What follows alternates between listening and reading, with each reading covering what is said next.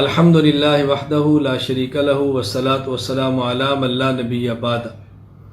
قربانی مرد پر بھی واجب ہے صاحب نصاب ہو، قربانی عورت پر بھی واجب ہے جبکہ وہ صاحب نصاب ہو، اور قربانی مرد اپنی ذبح کرے مستحب ہے، بہتر ہے۔ اگر عورت اپنی قربانی خود ذبح کرے تو بہت اچھا ہے، بہتر ہے، افضل ہے۔ کعب بن مالک رضی اللہ تعالی عنہ فرماتے ہیں ان امرأۃ ذبحت شاۃ بحجر، ایک عورت نے دور نبی میں تیز پتھر سے بکری کو ذبح کیا۔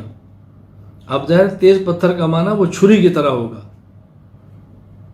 فسئل النبی صلی اللہ علیہ وسلم عن ذلک فامر باکلها، رسول اللہ صلی اللہ علیہ وسلم سے پوچھا کہ اس گوشت کا کھانا جائز ہے؟ آپ نے فرمایا کھا سکتے ہیں۔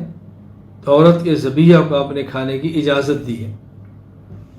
حضرت امام بخاری رحمۃ اللہ علیہ صحیح بخاری میں فرماتے ہیں وَأَمَرَ ابو موسیٰ رضی اللہ عنہ بناتہ ان یضحین بأیدیہن، حضرت ابو موسیٰ رضی اللہ تعالی عنہ اپنی بیٹیوں کو حکم فرماتے کہ تم خود اپنے ہاتھوں سے اپنی قربانی ذبح کرو۔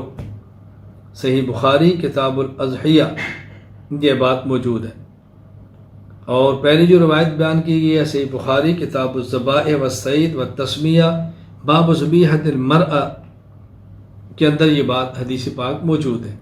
اس لیے مرد اپنی قربانی کرے تو ذبح کرے تو افضل، اور عورت بھی اپنی قربانی خود ذبح کرے تو افضل، بہتر اور مستحب ہے۔